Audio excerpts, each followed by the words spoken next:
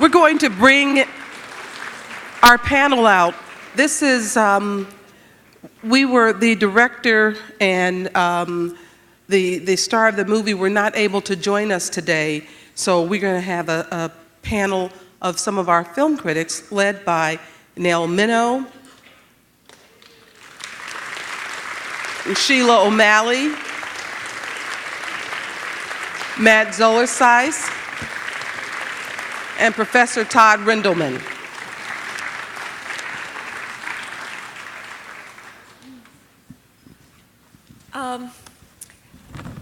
I think I'm going to start with Matt, and I'm going to ask you to talk about one of the most striking aspects of the film, which is the cinematography, starting with the fact that it is a different proportion than we're used to seeing in a theater. So let's start with that.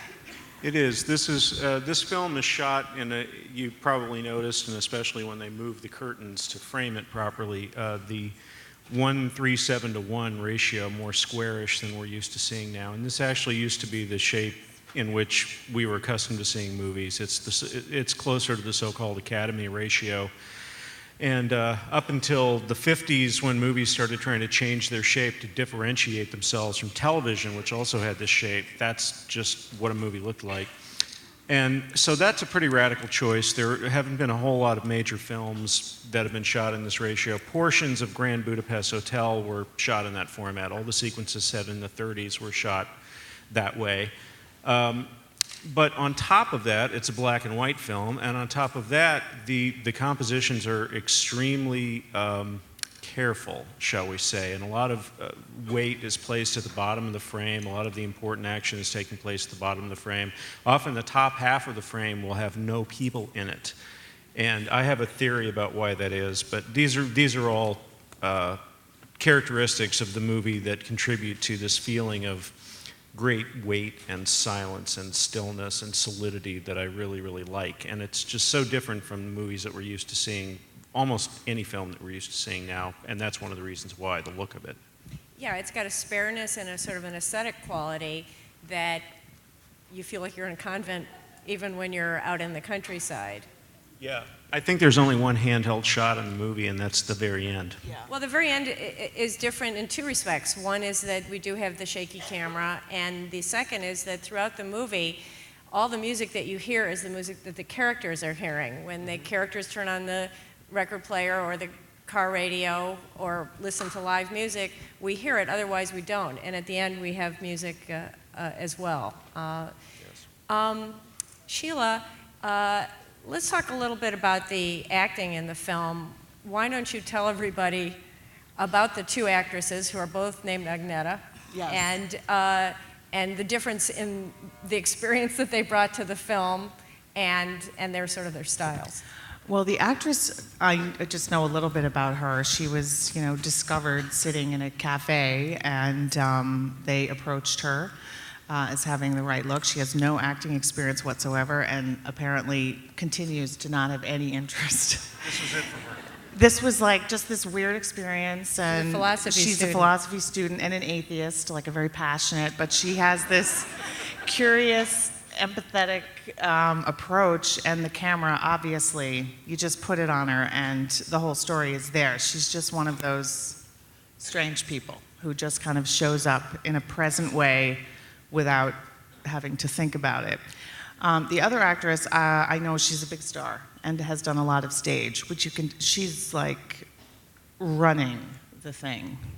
She is, she's magnificent. And there's a lot of great stories about this completely inexperienced actress and this extremely experienced kind of star, and how they created this relationship which sort of mirrors that. And just perfect casting, just great faces. The other thing I just wanted to say about the cinematography is that, I think there's that handheld that closes it. I noticed when they're driving and there's a cross by the side of the road, the camera moves to get the cross. And I think that's the only time, except for at the very end, where we're following her on the walking before the last shot, where she's walking through the city streets. my point with all of that is, the convention with these sort of character-driven is to have, big zoom-ins to highlight emotion. It's, a lot of reaction shots we're used to reaction seeing. shots. And what I found, this is I think my fourth time seeing it, is that his framing of their faces, so you see, there's the scene where she's watching everybody else take their vows, and you can't see her mouth and you see the tears falling. It's just stunning and emotional and strange. You don't see that. You don't see her mouth. There's so much space above her. So I think what we were talking about, these technical aspects, help highlight the acting in a way that is visceral for me as an acting. I love it. Todd, sorry, did you want to say something Yeah, else? I mean, I think in terms of the cinematography, it's a stunning movie just to watch, and there's so many frames within frames in the film. There's more frames within frames in this movie than I think in Meet Me in St. Louis. And it's just gorgeous to look at in that sense, and it sort of invites us to, to observe and just to take in what's happening. And there's all these long shots and sort of medium long shots, but they don't overwhelm the characters that are also positioned within them. And I think the movie sort of invites us just to contemplate them within the context of this specific moment, whether it's the woods or the convent, or it's a real rare gift, I think, to pull that off. And yet this movie visually does that in so many scenes. I think that thinking about Roger in particular, last night we had a guest, John Killick, who produced Dead Man Walking, and he was right up on this stage here last evening. And when Roger wrote his review of Dead Man Walking, he said, "This is a film that I believe ennobles the art of filmmaking." And my sense is that he would have a similar response to what is accomplished in Ida. A lot of very dramatic things happen in this movie. A lot of experiences and revelations that you might think would prompt screaming or crying or yelling, and yet the verbal responses and the emotional responses are as muted as the color palette and the acting. So why do you think that they chose that approach? Well, for me, the film invites me, I think, to engage emotionally in it because of that. I see this film as more of a puzzle to solve than a traditional road film in that sense. And I think that it invites me to participate in sort of making sense of it. I think that's an interesting contrast, too, is that in an American film, this web of relationships that this film is about really would have been clarified and mentioned probably about 3 times in the first 10 minutes of the film. And yet, because it has this investigative component to it, I just engage with it in a more meaningful, in a richer way, because it isn't so clear. It's also another thing, this is my 3rd time seeing it, another thing that jumped out at me is this is one of these movies that has a very, very strong symbolic or mythological component to it because of what it's about, because it's about a woman who thinks she's one thing and she's really another thing. She thinks she has one heritage and she actually has another, and then there are secrets which have to be unearthed, and a story literally unearthed. And see, and that's the thing I was trying to get at is I really, really like movies that seem to take place somewhere between the real world and the world of dreams or symbols, and they don't entirely belong to one world or the other. And there are so many times during this film where I feel like I'm seeing something that might be driven home a little too hard in another film, but they stay back to the point where the film has what I call plausible deniability, where you feel like maybe there's a symbolic or metaphorical point being made, but you can't be entirely sure. You think maybe it's just your imagination. And I was noticing this time in the way that there's a shot of her asleep at night, the heroine, And it's lit in this very ashy gray way, which is reminiscent of the shot of the statue of Jesus that we see in the beginning of the film. And there's something about her bone structure that invites us to see a similarity between the two things. And when they go, as you mentioned, the unearthing, literally unearthing a secret, there's a sense of guilt, I think, terrible guilt in that man, and he's in an open grave, and it's almost as if, there's a spiritual death, I feel, being pointed at there, and also a sense of, when you are truly ashamed, they say you are mortified, which comes from mortification, mort, death. And all of these things are present in the movie, but they're also things that you have to come to the movie to find them. You have to go looking for those things, and they don't come to you. And even if you do identify things like that from the movie, it remains something secretive about it, something distant. Like the movie's always doing this to you, it's never doing this. Yeah, I was thinking when we're watching it, we often talk about where the bodies are buried. In this case, it was really where the bodies were buried. Sheila, this is the second movie we've seen in 2 days where a young woman initiates a sexual encounter, gets the marriage proposal, and blows him off. And what's up with that? Well, it was interesting. We did a panel on this movie at Columbia, I don't know, last year, and there was one gentleman in the audience who just he seemed really upset that he was pretty mad. Yeah. He was mad that she had gone back to the convent, and Matt was like, "We never see her walk through that door, though. Just remember, we assume that she's going back." But we don't know what direction she's walking on that road, and But she's wearing comfortable shoes. She is. So I did not see it that way, and maybe it's because I have nuns in my family who are just kind of these fabulous intellectual. They loved the life. It was pre-Vatican II, so there may be something to do with that. But so I saw her life in the convent as something that made real sense to her, and not like she was deluding herself. Now this may be you come to it with your own kind of understanding of what that type of regimented life means. But the regimentation of the Soviet, what Red Wanda sort of represents was intense. There was a lot of discussion from the Polish people at that as well about that character and what she represents in their culture and seeing this humanizing. Anyway, I was like, well, she's asking the guy, she sleeps with him, they have a nice time, and in everything he says, she says, and then what? Because her life in the convent, every moment has an eternal, she's in the eternal present. And I was like, well, that doesn't sound too bad. I was thinking, another thing I was thinking about this time was how identity, once we learn a secret about ourselves, then we have to decide what to do with it. And that ending there, that handheld shot is so violent, visually violent, and so unmoored that it's as if she's, she was anchored and suddenly she's been uprooted and she's kind of just flailing all over the place. And I get the sense of incredible psychic disturbance in that final shot. I don't know what's going to become of her. Maybe she goes back to the convent and she stays there forever. Maybe she goes there for, a day or two and says, I can't hack this anymore.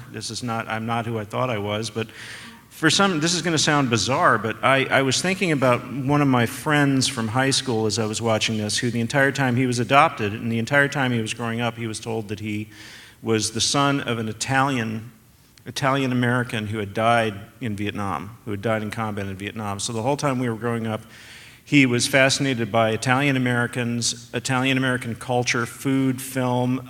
He read Italian poetry. First chance he got, he went to Italy. And then when he was 35 years old, he discovered that his father was in fact still alive and that he was a Cherokee who lived on a reservation. And he processed this for a couple of years, and I saw him not too long ago, and he's still cooking spaghetti and meatballs and watching Rossellini films. What do you do with this? Once you know the truth, what do you do with it? What do you choose to do with it? I agree with you. The movie is often described as a nun who finds out she's Jewish.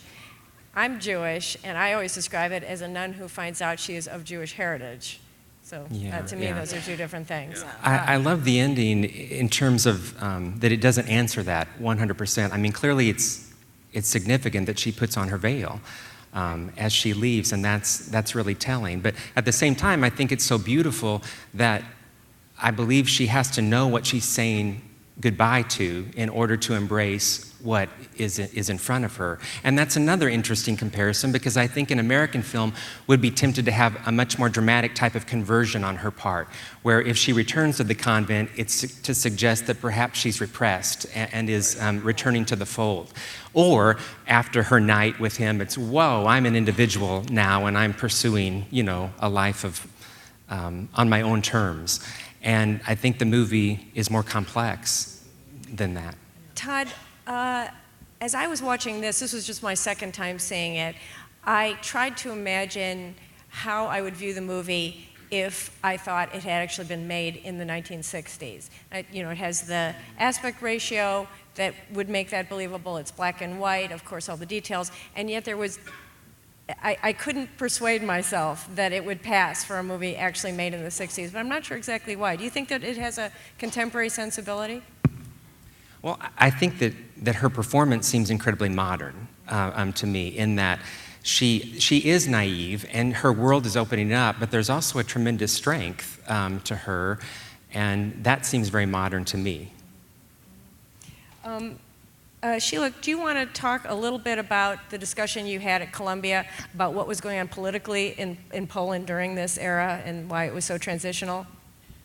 Well, when Wanda says, this was back in the 50s, which was a really, very Stalinist, and she was the representative of the state that prosecuted, and you see her interrogation mode with the guy in his dining room, where you only see her, and she's like this kind of relentless presence, and she, these were, you check people off and put them to death. It was very rough, and was a hated type of figure. I mean, that's what I recall Michał talking about, was that Ida in Poland had all of these, like, we hate this figure, we hate what she did, it was a very turbulent response to the film, which I thought was fascinating.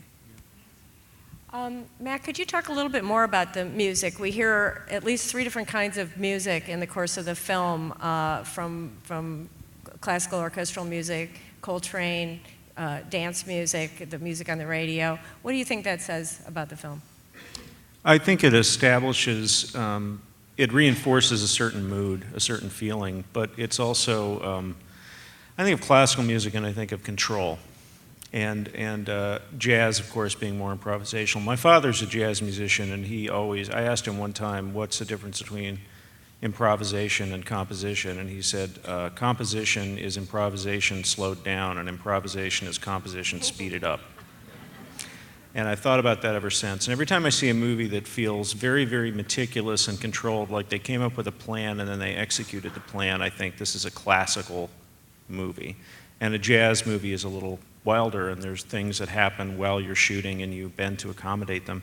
And so I feel like that's definitely classical and jazz are being used that way. But again, and this is part of what makes the movie so effective, not so that the movie's saying, hey, look, here's what we're doing with the music. It's something that takes a while to sink in. I should also mention that this director, Paweł Pawlikowski, is an excellent director, and the 2 films he made, his debut film, Last Resort, which is set it's about a Polish woman with a child who falls for this Englishman who works at a seaside resort, came out in 2000. It was my favorite film of that year, and then 5 years later he made a movie called My Summer of Love, which was a story, love story between teenage girls. Emily Blunt. One of them was, and that was a movie that introduced Emily Blunt to the world. But both of those movies are in color. They don't look or feel anything like this. They're very earthy, very sexual.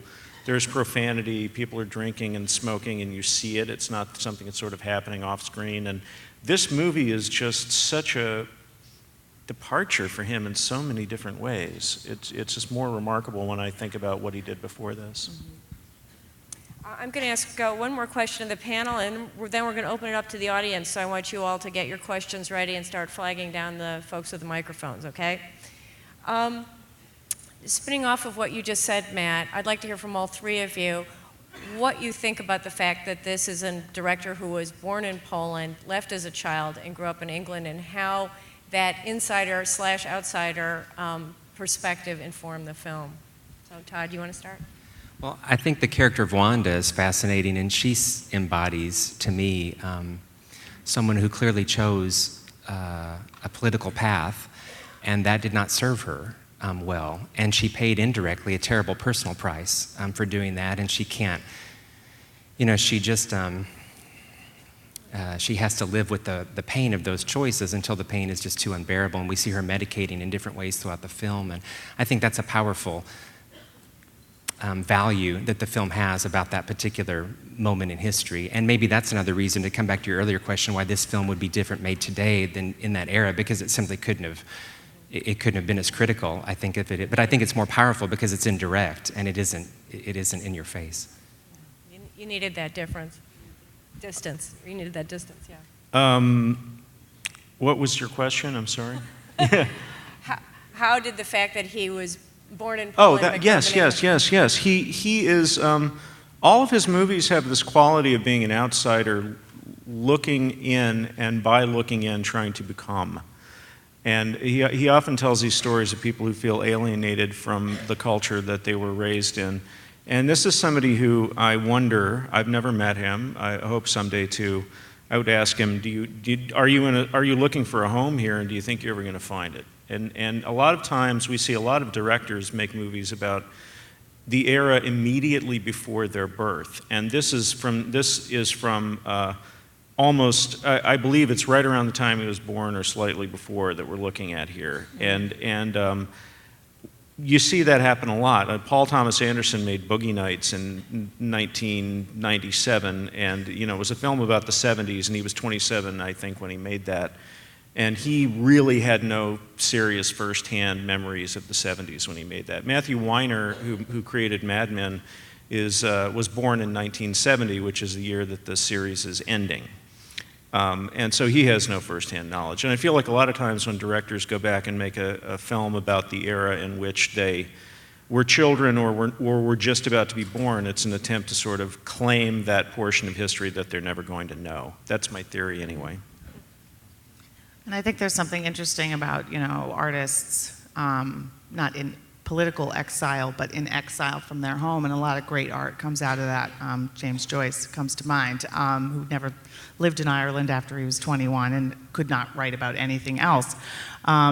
So I see not so much nostalgia in this film, but I know that he, it was family photos. There's a reason why these frames are so sort of stark. He wanted to not capture, but maybe, yes, capture the world that helped create his family, create his life, that he couldn't remember. He was too little, or he was just been born. And I think that has part of the mysterious power of this thing. I agree, and I think very personal. Yeah, I agree, and I think that that's, in a way, that's Ida herself. She's had this very literally cloistered life. She says she's never been anywhere, she's never done anything, she doesn't know anything. And he, the director, is returning to explore the history that was buried, was hidden, and I think he brings a lot of compassion to it. That man who dug the grave, he did a horrible thing. He did a horrible thing. He betrayed his neighbors. He betrayed his father's values. But the movie is not that condemning of him. The movie understands that he was in a difficult position. It's horrible. Put everyone in a horrible. It's horrible. Yeah. All right. Have we got some questions from you guys out there? From the balcony to your left. Yes. Hi. This is the first time I've seen the movie, and you guys bring up a lot of interesting points, but let's think a little bit about the history of the 1960s, because in the mid-1960s, you get Vatican II, which changes the church that Ida herself is in. And like you said, we don't know what she does. Does she stay there for a day, for a few years? Does she do like a lot of nuns and leave the church after Vatican II? Or is she still, in theory, a sister now? it's 1979, 80, 81. I don't remember the last year, but you get the Solidarity movement in Poland, which really started to fracture communism. Poland, to a certain degree, was lucky in that their communist shift was not as abrupt as it was in like East Germany or Russia. But to me, the Red Wanda character in her own way is very sympathetic, because you start off seeing her smoking and drinking and with a lot of different men. She's displaying some sort of trauma, and then we find out later on in the movie she had a child. We don't know if she was married or not, but she left this child with her sister, went to fight, we're assuming against the Nazis, and then her child is gone. And we don't know what happened to the rest of the family. And no, he was killed. He was killed by the farmer. Yeah, we know that, but we don't know about the husband or the father. Right. Or the rest of the family. We just are kind of left with the assumption they're killed in concentration camps or ghettos or wherever.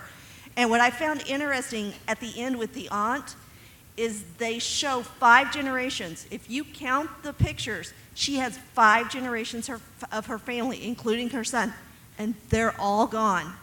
And one of the last pictures that we see of her in the movie is she's in her bedroom with some guy, and the pictures on her wall are from like the 1800s. They're old family pictures, and you would not expect that, or I wouldn't have expected that, from a communist official of the rank that she's in. So, thank you. Okay. Thank you very much. Yeah, she's a very complex character, and yeah. And beautifully performed. Another question or Yeah, we have a question to your right. Oh, okay. Could you speak about the sound design? Because one of the things, it's a beautiful film to watch, but it's also a beautiful film to listen to. The way in which I'm very aware of the shovels hitting the dirt, and the way that brings me into the moment in the film. So if you could share what information you have about that. Well, this is actually, sound design is an area that I'm really interested in, because my brother is a sound designer, and he tells me a lot of things that I wouldn't otherwise know as a result of that. And one thing that I thought of while listening to this movie is how, again, I keep using the word precise, but a lot of times when you see a movie get nominated for Best Sound Design or Sound Mixing at the Academy Awards, it's most sound design or most sound mixing. There's like 65 things going on, and a lot of times it's just loud. You're just aware of loud, loud, loud. And there's a sound designer and editor named Walter Murch, whose work includes Apocalypse Now and The Conversation and Cold Mountain and The English Patient, and he's one of the great editors and sound designers. And he wrote a wonderful book about sort of a philosophy of editing and sound design. And one of the things he said that I never forgot was he was editing Cold Mountain and an assistant editor was doing a dry run through a sequence of some Confederate soldiers marching through a muddy field. And he said, "Walter, will you take a look at this? There's something about it that's not quite right." And he said, "Play the scene." And he played it, and it was a row of like 24, I guess, soldiers walking through this field. And he said, "How many pairs of footsteps did you put on there?" And he said, 24. And he said, "That's too many. You need to be able to hear the footsteps. Like, let's go with 6 pairs of footsteps and see how that sounds." And he played it, and he said, "Yeah, that's much better. It's much cleaner." It said, all you need is the idea of something. You don't need it. It's not a documentary here. You're not trying to accurately represent every single thing that's seen on the screen.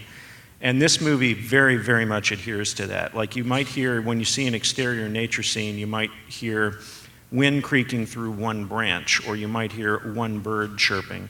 And if you're listening to, you see a scene in a nightclub, you hear a main conversation and then one secondary conversation, and you hear the band, but you don't hear every single conversation in the restaurant. They're really picking their fights. And I think that, in a way, contributes to this feeling of concentration, stillness, meditation that you get when you're in a convent. Like, I feel like the mentality of this movie is her mentality.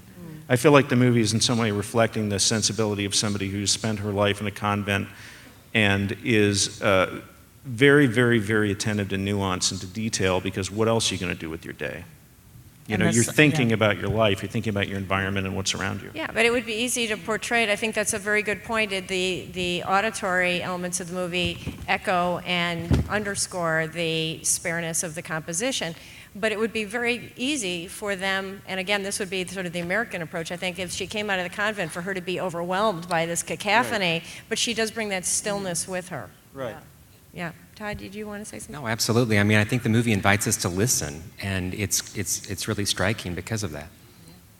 Right at the beginning, when she's in the convent and they're eating, and you just hear those. I know, those the sound of the clinking, yes, you know? absolutely. And you just think, wow.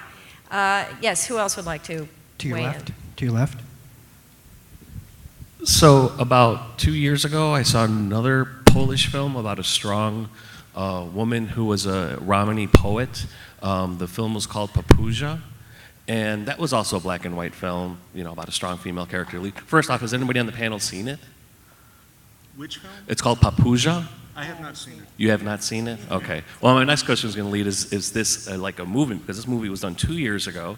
Now we have this movie, Ida, and just comparisons between both the other films. I came out of the other film absolutely floored. I couldn't believe how good that film was. I just couldn't believe that it got no kind of advertisement or publication or anything outside of just seeing it once at the International Film Festival. But if you haven't seen it, you can't help me. If anybody's seen it, if you see a guy in a yellow shirt, see it. please let me know. How do you spell that name? It means little doll in Polish, but I think it's Papuza. Okay. And I couldn't recommend a film more. I was just amazed by it. And it's a biographical film. But I was going to ask for comparisons to see what you guys thought. But watch it and we will. Just keep that in mind. Wonderful. Maybe we'll have it here next year. Who's next? We have one more question from the balcony in the center. Okay. Hi, Matt, you said that you had a theory about why most of the action takes place in the bottom of the frame. Would you share that theory with us? Oh, yeah. It's just, you know, we're dealing with a world that is, we're dealing with a movie that is very aware of a spiritual world, of a world beyond the one that we are aware of usually. And I just think it's a very easy way to subtly communicate this idea of, you know, when you are in the mindset that this heroine is in, you're constantly aware of the presence of God or of a world beyond the senses. And the top half of the frame belongs to God. That's my theory. I don't know if it's right or not, but that's what I got out of it. I love that theory. That's a great way to end. Please help me thank our wonderful panel.